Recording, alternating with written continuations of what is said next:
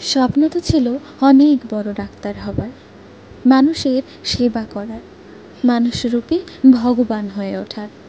পরিশ্রম করে মেধা দিয়ে মা বাবার আশীর্বাদ নিয়ে সেই কাজেই পা বাড়িয়েছিলাম।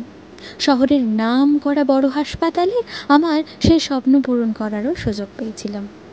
কে বুঝেছিল এটাই আমার জীবনে অন্ধকার নিয়ে আসবে?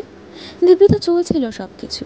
হঠাৎ সেদিন সারাদিন পরিশ্রমের পর গভীর নিদ্রায় আমি যখন আচ্ছন্ন, কার যেন চেপে ধরলো আমায়। আমি না চাইতেও ওদের হাতে যৌন শিকার হতে হলো আমাকে।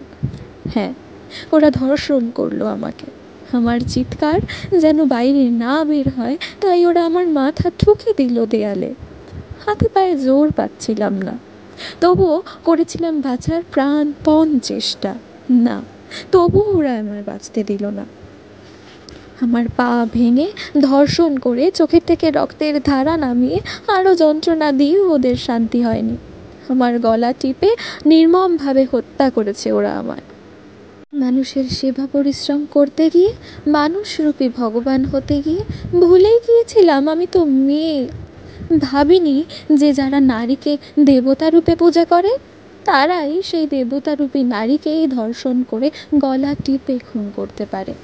ভুলে গিয়েছিলাম এ দেশ, এ রাজ্য নারীদের জন্য স্বাধীন নয়, তাদের জন্য স্বাধীন যাদের অর্থ আছে, সেই হিংস্র অসুররূপী অপরাধীদের জন্য স্বাধীন।